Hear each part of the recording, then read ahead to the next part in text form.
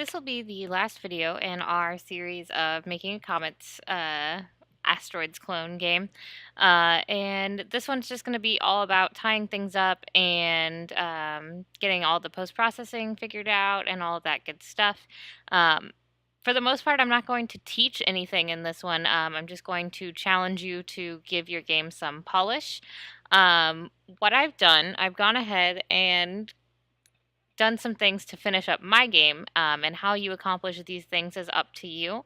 But right now, what I have is a scene that I've inserted between my start screen and my game screen, which I renamed my prototype scene to game scene because I ended up just using it and not making a new one. So I just renamed that. But it is an instruction scene. So up to this point, since you've been playing your own game, obviously you know all of the button presses and all of the things you need to do. But if you are dealing with a player that doesn't have you standing over their shoulder, which is unlikely, you need to be able to tell them exactly what they need to do. So I made a instruction screen. I used the canvas base that I had already prefabbed, but then I changed out some things. So I still have the same image. I still have the Comets title.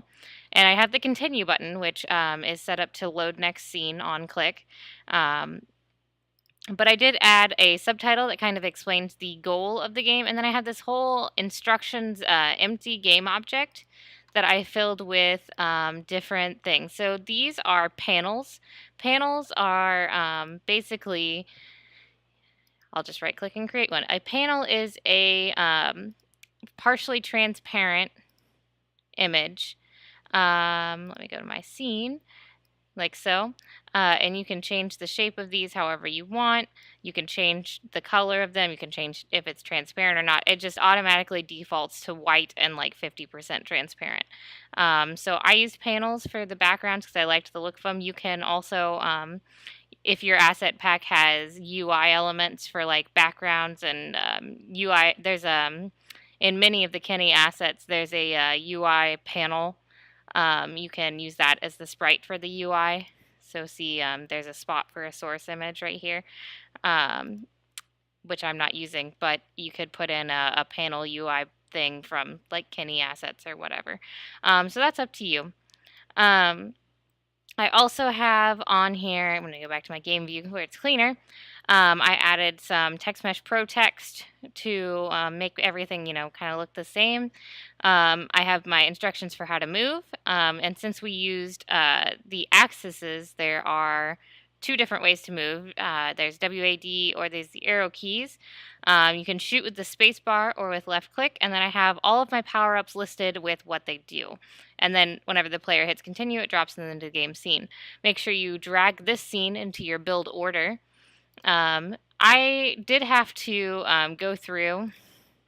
It wasn't wanting to go directly to the game screen, so I deleted all the scenes in my build and then re-dragged them in, and it worked fine after that. So sometimes Unity just does weird things, and I don't have a good explanation for it. That's just one of the weird things that Unity does sometimes. So there's that.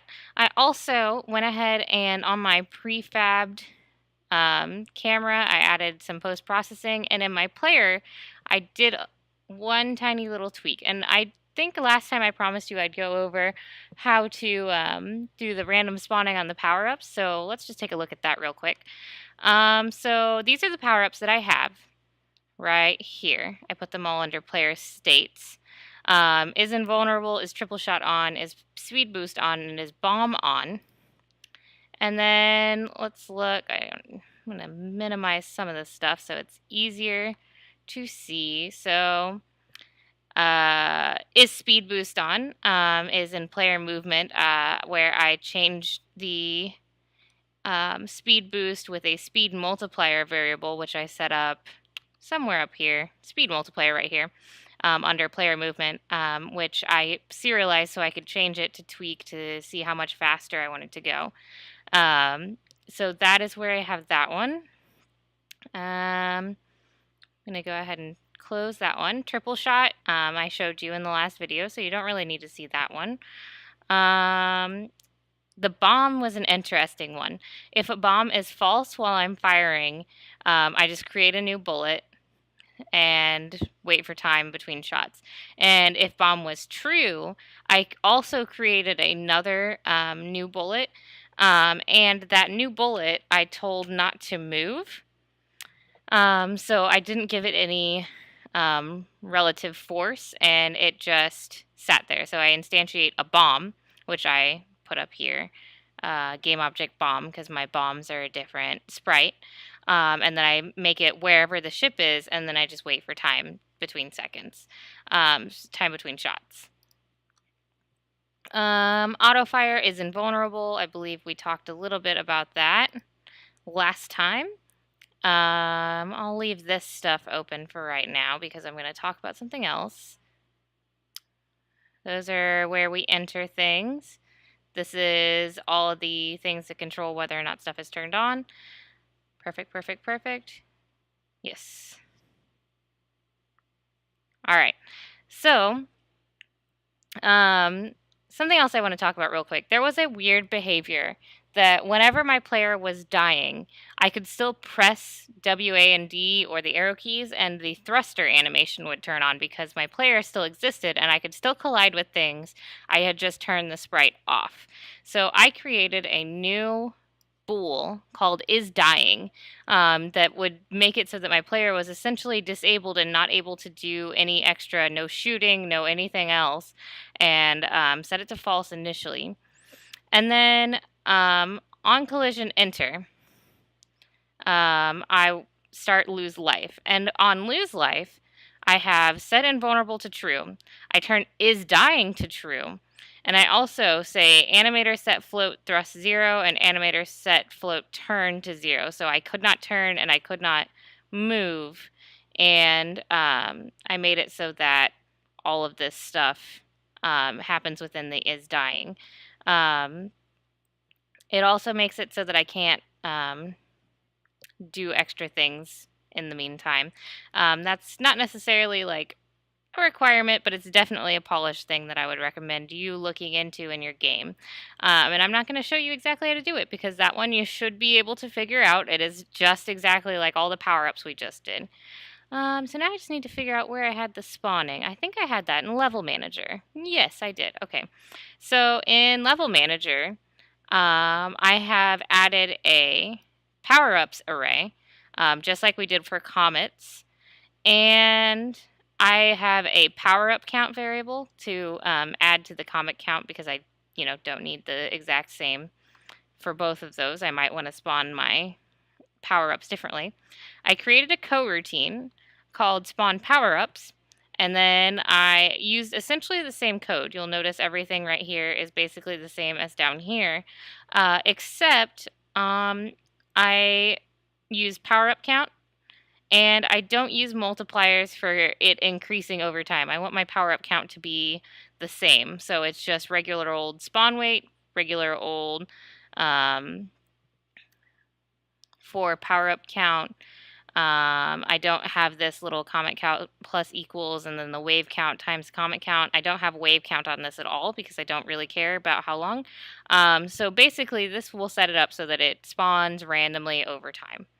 But it's a constant amount of time. So let's just play this and I'll show you what all of this kind of looks like.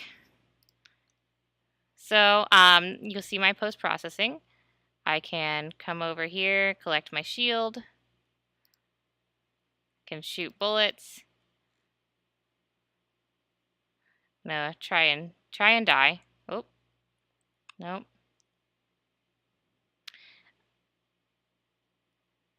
There's a lot of comets. You'd think it would be easy to die. Now I can't move forward.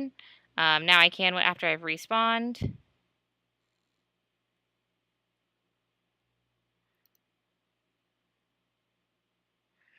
It's slowly filling up my screen, which is good. And I die. I can't shoot. I can't do anything. I just float off to the side, which is perfect. That's exactly what I want. Okay, so my challenge to you is to go ahead and finish polishing your game. I'd recommend you go through Look for any bits of code that aren't doing anything anymore, like anything we've commented out. Go ahead and take those away. Um, Go ahead and add post processing to your camera. So if you don't remember how to do that, you can always look at the video in the block breaker physics game to figure out how to add it on there, but I will give you some hints. If you add post processing, make sure you add it to your prefab, which should be under your, and mine it's on my layout. And remember, you are adding a component, I think. I've already forgotten how I did it. That's hilarious. Um, If you get stuck, the easiest way to figure anything out is to open up Google, type in Unity post, that's not how you spell it, post processing stack. And right here at the very top is the Unity manual post processing stack. And you can see I've already gone to the setting up the post processing stack page. So I'm going to click on that. And this will tell you exactly how to do everything. It'll tell you all the things you need to know on Unity to add the post-processing to your game. So it will walk you through step by step. So the first thing is you import it, and then you add a post-processing behavior, and then you mess with all the settings inside of that script that you created. So if you get stuck, you can do that. You can always go back to the last video to watch me walk you through it and play with all the effects. But however you go about it, it's fine with me as long as you get it done. I know this wasn't probably as handholdy as the rest of the videos that I've done for you so far, but I kind of want you to finish this game off in a way that makes it completely your own. So your power-ups, they may not be the same as mine, and that's fine. You might spawn your power-ups more frequently than I do, and that's also fine. In this instance, everything that you change about your game to make it your own is all up to you. And I want you to, I mean, you don't have to just have 4 power-ups. You can have as many as you want, or maybe you have more types of comets than I do, and maybe they have different behaviors. That is fine. So spend a while here at the end of this game. Make sure you have an instruction scene. Do a lot of polishing, tweaking, change like your speed and your turn and all of that stuff if you want to make your player feel more natural. All of those things that until you're happy with it, and then have somebody play test it that is not me and it is not you, and preferably isn't one of your classmates. Find somebody from maybe the SWAT team or somebody else that can come in throughout the day to play test the game with you. Make sure that they feel like it's comfortable and that they think that it makes sense and everything works, and because people will find bugs that you never even considered. So yeah, we're done with this game, and we are going to move on into platformer next. Kind of think along the lines of Super Mario Brothers. So that's where we're heading next.